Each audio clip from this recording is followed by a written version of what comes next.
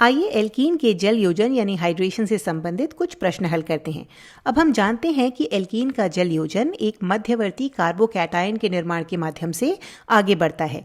इसी कार्बोकैटायन का स्थायित्व यह निर्धारित करता है कि बनने वाला मुख्य उत्पाद या वह उत्पाद जो बड़ी मात्रा में बनता है वह क्या होगा।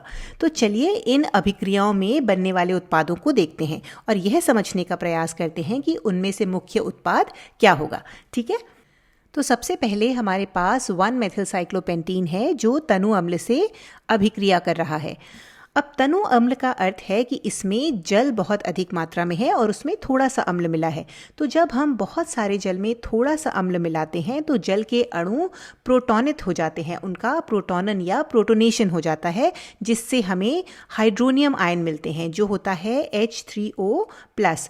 अब एल्कीन हाइड्रोनियम आयन से अभिक्रिया करते हैं जिससे एल्कीनों का प्रोटोनन हो जाता है। तो होता यह है कि यह द्विक आबंध एक प्रोटॉन निकाल लेता है और संगत कार्बोकैटायन बनाता है। अब यह डबल बॉन्ड इस प्रकार शिफ्ट या विचलित हो सकता है जिससे दो अलग कार्बोकैटायन बन सकते हैं। यहाँ हमारे पास एक असममित यानी अनसिमेट्रिकल एल्कीन है और इसका अर्थ है कि प्रोटॉन कहाँ जुड़ता है इसके आधार पर हमें विभिन्न उत्पाद प्राप्त हो सकते हैं। तो यदि प्रोटॉन इस कार्बन से जुड़ता है तो हमें एक तृतीय कार्बोकैटायन मिलता है क्योंकि यहाँ प्रोटॉन इस कार्बन से जुड़ा है, और यदि वह यहाँ इस कार्बन से जुड़ता है तो हमें एक द्वितीय कार्बोकैटायन मिलता है। तो यहाँ हमारे पास एक तृतीय कार्बोकैटायन है और एक द्वितीय कार्बोकैटायन है। अब क्या आप बता सकते हैं कि इन दोनों में से कौन सा अधिक स्थायी है? तो तृतीय कार्बोकैटायन अधिक स्थायी है ना? तो बनने वाला मुख्य उत्पाद इस मध्यवर्ती से बनेगा, ना कि इस मध्यवर्ती से।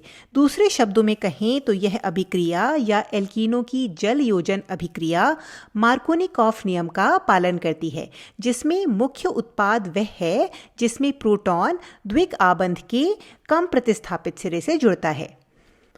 तो अब हमें हमारा कैटायन मिल गया है और हम जानते हैं कि यह अत्यधिक अस्थायी है और अत्यधिक अभिक्रियाशील है तथा यह जल्दी से जल्दी स्थायित्व प्राप्त करना चाहता है, जिसका अर्थ है कि अगला चरण होगा न्यूक्लियोफिलिक या नाभिकरागी आक्रमण।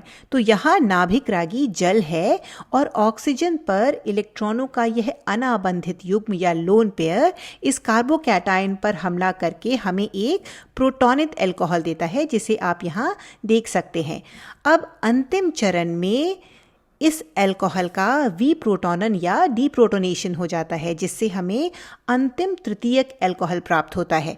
तो 1-मेथिलसाइक्लोपेंटीन के जल योजन से हमें 1-मेथिलसाइक्लोपेंटेनॉल प्राप्त होता है।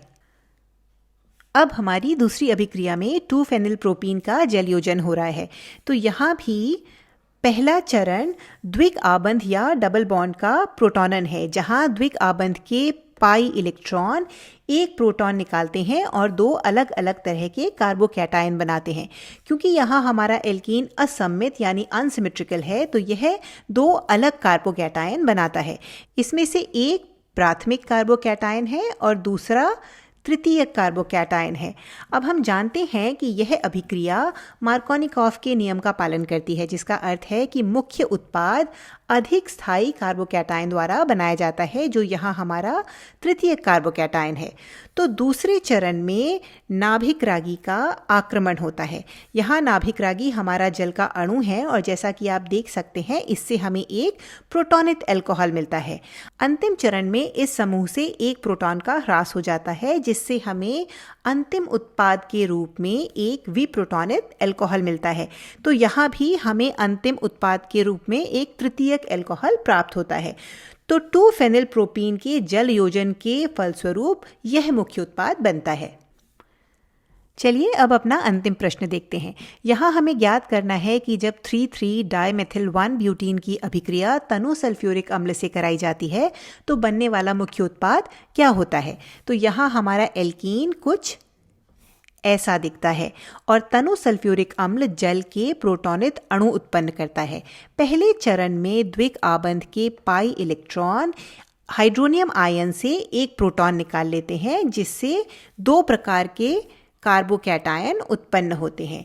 यहाँ बनने वाले कार्बोकैटायनों में से एक द्वितीयक कार्बोकैटायन है और एक प्राथमिक कार्बोकैटायन है। अब आपको लग सकता है कि द्वितीयक कार्बोकैटायन प्राथमिक कार्बोकैटायन की तुलना में कहीं अधिक स्थायी है, तो मुख्य उत्पाद इस कार्बोकैटायन से बनेगा। ये बस आंशिक रूप से सही है। हम जानते हैं कि यदि अधिक स्थायी अवस्था या निम्न ऊर्जा वाली अवस्था में जाना संभव है, तो इस स्थिति में कार्बोकैटायन अपने आप को पुनर्व्यवस्थित कर सकते हैं, है ना? तो यदि इस स्थिति में पुनर्व्यवस्था संभव है, तो क्या हमें अधिक स्थायी कार्बोकैटायन मिल सकता है? इस वीडियो को यहीं पॉज करके इस बारे में विचार करिए। तो इसका सही जवाब हाँ है, और यह शिफ्ट या विचलन मेथिल ग्रुप के द्वारा होता है। अब हम यह पता कैसे लगाएं कि किस प्रकार की पुनर्व्यवस्था होनी चाहिए। तो यहाँ हमारा कार्बोकैटायन एक द्वितीय कार्बोकैटायन है और इसमें 2 कार्बन परमाणु अगल बगल हैं, यानी एडजेसेंट हैं। यहाँ हमारे सारे हाइड्रोजन परमाणु जुड़े होते हैं और यहाँ हमारे तीनों मेथिल समूह जुड़े हैं।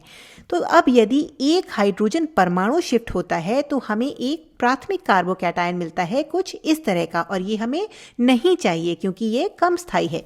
किंतु यदि आप इस कार्बन को देखें तो मेथिल समूह इस कार्बन से इस कार्बन तक शिफ्ट हो जाता है, जिसके फलस्वरूप हमें कुछ इस तरह का कार्बोकैटायन मिलता है, और यह कार्बोकैटायन एक तृतीय कार्बोकैटायन है। अब अगला चरण है जल के अणु द्वारा नाभिक रागी आक्रमण, जिससे हमें एक प्रोटॉनित अल्कोहल मिलता है। यह प्रोटॉनित अल्कोहल जल के एक अन्य अणु के आक्रमण के फलस्वरूप विप्रोटॉनन से गुजरता है। तो जल का यह अणु इस हाइड्रोजन को निकाल लेता है, जिसके फलस्वरूप हमें अपना अंतिम अल्कोहल प्राप्त होता है। तो जब भी आप ऐसी अभिक्रियाओं को देखें जिनमें मध्यवर्ती कार्बोकैटायन बनते हैं, तो पुनर्व्यवस्था की संभावना को हमेशा ध्यान में रखें। यदि हाइड्राइड या मेथिल शिफ्ट अधिक स्थायी कार्बोकैटायन बना सकता है, तो उस स्थिति में हमारा अंतिम उत्पाद सामान्य स्थिति में मिलने वाले उत्पाद से बिल्कुल भिन्न होगा।